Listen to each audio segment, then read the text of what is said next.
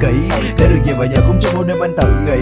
Nghĩ về cuộc đời, nghĩ về tình yêu. Sẵn đây có cây bút tờ giấy và bắt đầu mình phiêu. Yêu nhau là khổ đó, không yêu là lỗ đó. Ai biết được rằng cái nghề mình khổ là mình chui lỗ chó. Anh yêu em mà sao phải trốn tránh. Còn nhớ coi em nói anh kết nghĩa em về đêm đi, đừng để bị thằng khốn đánh da để em tan nát. Nghe sao mà mang má, nhưng em ơi cái trò này xưa rồi. Nhưng anh từng ra dưới mưa ngồi ha dối trá giờ mong thứ tha. Đuối quá đừng mong thứ tha quá, đủ rồi em mà nếu cứ thêm xót xa. Nói giàu nó đi xe hơi uống bia ôm, còn anh nghèo cách xác anh đi xe ôm uống bia hơi. Như chắc gì nó đã bên em khi nước mắt em rơi. Vậy mà sao nên đành ra đi để lại câu buồn lời. Em bao nhiêu điều mà cũng chỉ có thế thôi. Nhưng khi em ra đi tim anh đang xóa tên. Giờ nào ta không vui khi bên em vẫn còn người khác. Em không thể đuổi hết nước mắt để bước qua. Xin em sao không quay lưng đi chờ địa chỉ. Rồi ra đi mình sẽ mãi không quay về. Đánh mất chỉ cho con tim em lối xa. Tìm đâu có để cho chúng ta. Người ơi đành quay lưng đi, che giấu bao nỗi đau dẫu bao ngày nhớ. Em vẫn nhớ khi anh ở đây, ôm em trong lòng anh vẫn tay nắm tay.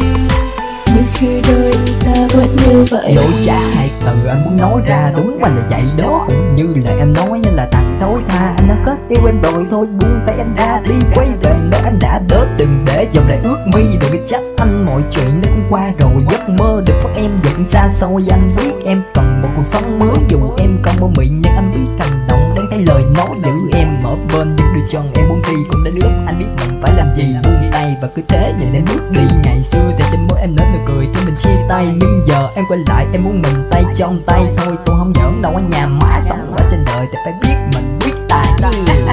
Thôi em bao nhiêu điều mà cũng chỉ có thế thôi. Nhưng khi em ra đi tim anh đang xóa tên. Giờ nào ta không vui khi bên em vẫn còn người khác. Em không ai đuổi hết nước mắt để bước qua. Xin em sao không quay lưng đi chờ địa chỉ.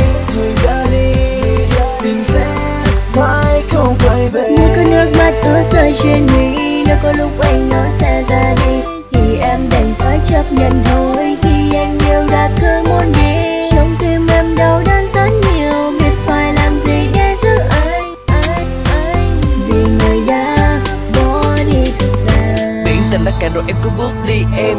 Gương tình đã rạn làm đôi mắt ướt mây hoang. Chuyện của hai người đâu còn như trước đâu em. Vậy thì bước đi em, cố gắng lên em. Đừng có thức tâu đến mà đôi mắt nâu thêm. Anh là Superman nhưng dịch của sức đâu em. Anh đã cố gắng lắm nhưng mà có thấy em đâu. Anh làm gì mà nói anh ấy em đâu. Chính em đó em làm em đâu. Được cái tối hôm đó nó làm em đâu. Anh cũng thấy ấy đó mà có làm gì em đâu. Sao em ấy với nó chơi cái tim này thêm đâu hả. Anh cũng là người chứ đâu phải là trâu hả. Mà trâu cũng biết buồn chứ bộ không biết đâu hả. Như lúc bên chuồng bò em hứa là có nhau mà sao giờ chỉ thấy con mà không thấy em ở đâu cả. Giờ tránh đã xa nha, không yêu nữa đâu nha. Đừng có quay tay coi chừng cháu đã đau nha. Trâu này bây giờ không hiền như trâu nghe nữa. Vợn với trâu này là trâu này đá cho mà té ngửa. Em bây giờ là bitch. Anh đưa em vào hay đỡ. Nghe vậy là hiểu đừng hỏi gì nữa em. Nhắc lại cái này anh là người không phải trâu nha. Mà kia rồi tình cả và cuộc tình cũng đã tan rã. Người vẫn đâu hay biết gì khi em vẫn nhớ. Vậy nơi xa nó bóng cây và ngọn cỏ đã từng có kỷ niệm của hai ta. Nhưng mà mọi chuyện không như một giấc mơ hạnh phúc suốt thời gian dài. Rồi đến bây giờ cũng tan vỡ. Yêu thương khi xưa nay đâu còn chi. Khi bao nhiêu đau thương cứ mãi cuốn đi. Em sợ cảm giác trống vắng và cô đơn. Nhưng bây giờ cũng chỉ biết buồn chứ đâu còn làm được gì hơn. Ngày xưa em có lỗi, ngày xưa em có tội. Tất cả không chỉ là do em sai. Em không cần anh phải quay lại vì em biết tất cả cũng là vì em sai. Em tham lam, em ích kỷ, em suy nghĩ đến bản thân. Em không an phận và thích trèo cao đến bây giờ phải hối hận. Dù có oán giận thì cũng làm được gì đâu. Vì mãi mãi vì những ngày sau hai ta sẽ không còn nhau. Say bye.